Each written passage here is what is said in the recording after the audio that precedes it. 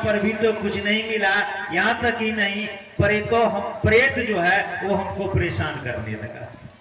क्योंकि वो रहते थे किसकी संगति में? एक दिन जाते थे श्मशान की साधना करने के लिए, दूसरे दिन जाते थे कब्रिस्तान की साधना करने के लिए। रहते थे श्मशान में कौन मिलेगा, कब्रिस्तान में कौन मिलेगा? प्रेत मिलेगा। कहा कि अब नहीं, अब तो कुछ नहीं मिला हमको। शाम की बेला सन 1975 माह नवंबर, मुजफ्फरपुर का तुर्की ट्रेनिंग कॉलेज, याद रखिएगा साहब को जो नमः शिवाय मिला वो कहां मिला? मुजफ्फरपुर का तुर्की ट्रेनिंग कॉलेज। वहां पर ईस्वी कौन था? सन 1975, महीना था नवंबर। नवंबर का मतलब होता है 11वां महीना। नवंबर का मतलब 11वां महीना, नवंबर। उनको क्या मिला? वहां पर हताश मनोदशा में अब बैठे हुए हैं, हाथ में चाबी का गुच्छा घुमा रहे हैं। उनको लगा कि यहाँ पर भी हमको कुछ नहीं मिला, हम ठगे चले गए, हम बर्बाद हो गए। महादेव को गुरु बना करके बर्बाद हो गए हम। अनायास साहब कहते हैं एक हवा की झोंका, बहुत तेज झोंका आती है, नमः मेरे सांस पर चढ़ता है और शिवाय उतर जाता है। जैसे ही नमः मेरे सांस पर चढ़ा, शिवाय उतरा। मैं बोलना नहीं चाह रहा था, लेकिन अनायास बहुत जोर से आवाज निकलती है मेरे मुंह से, अरे रे रे हम तो एकरे खोजत रहे। आवाज सुनती है साहब की माँ, वो कहती है हरेंद्र क्या ढूंढ रहे हो? कहा कुछ नहीं माँ, चाबी का गुच्छा नीचे गिर गया था। उन्होंने कहा हमने झूठ नहीं बोला, सचमुच में मैं चाबी का गुच्छा जो घुमा रहा था उंगली में और विचार कर रहा था, वो चाबी का गुच्छा नीचे गिरा हुआ मुझको मिला। और समझ लीजिए वो नमः शिवाय का जो मंत्र मिला, हमको लगा कि यह मंत्र गुरु ने मुझको दिया। किनको दिया? मुझको दिया। किनको? हमको, आपको नहीं। साहब श्री हरिंद्रानंद जी को क्या मिला? नमः शिवाय का मंत्र।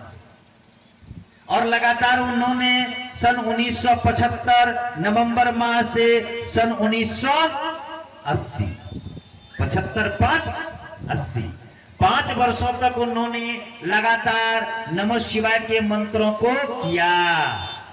क्या रिजल्ट निकला? नमः शिवाय के मंत्रों को करने से साहब की शादी कब हुई आप लोगों को पता है? कब हुई थी? 22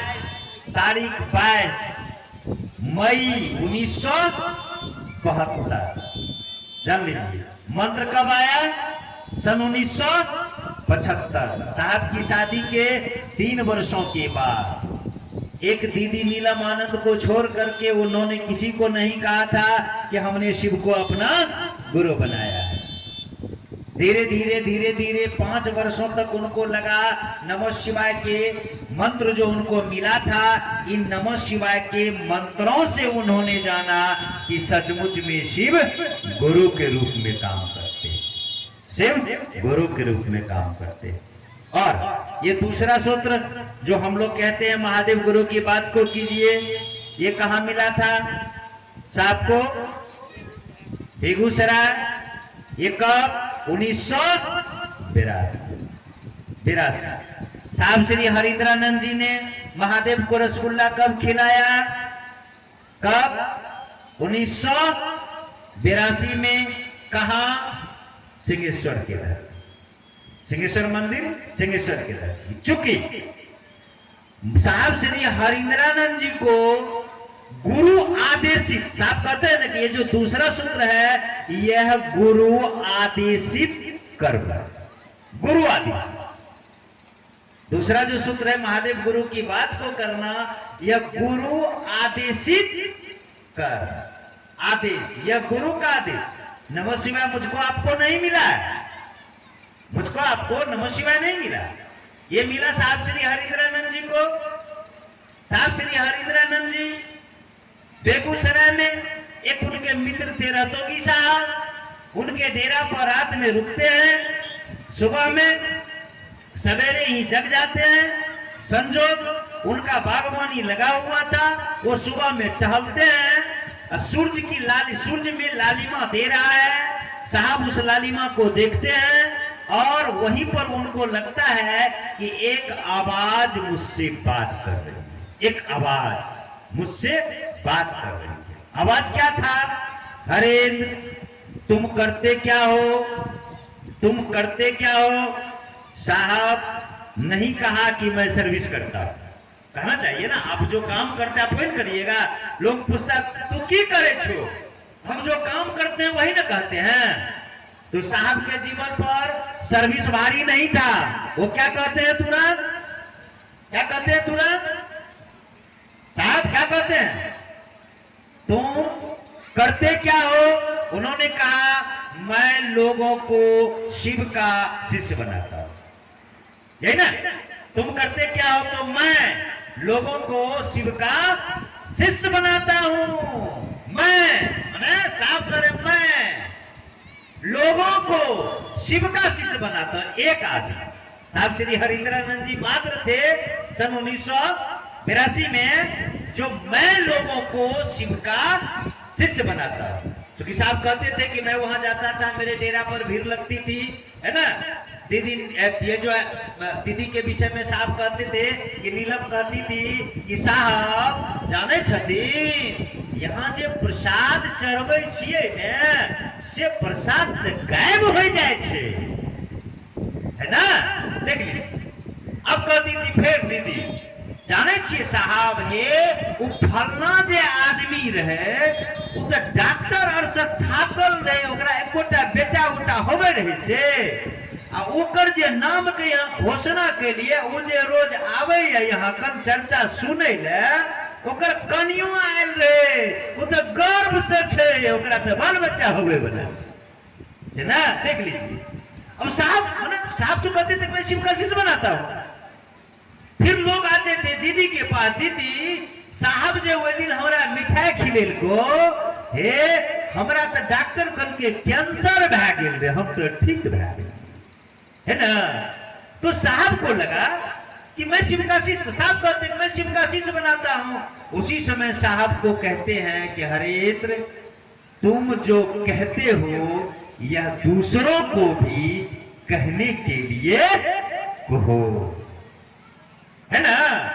तुम जो कहते हो, मैं क्या कहता हूं? मैं दूसरों को शिव का शिष्य बनाता हूं।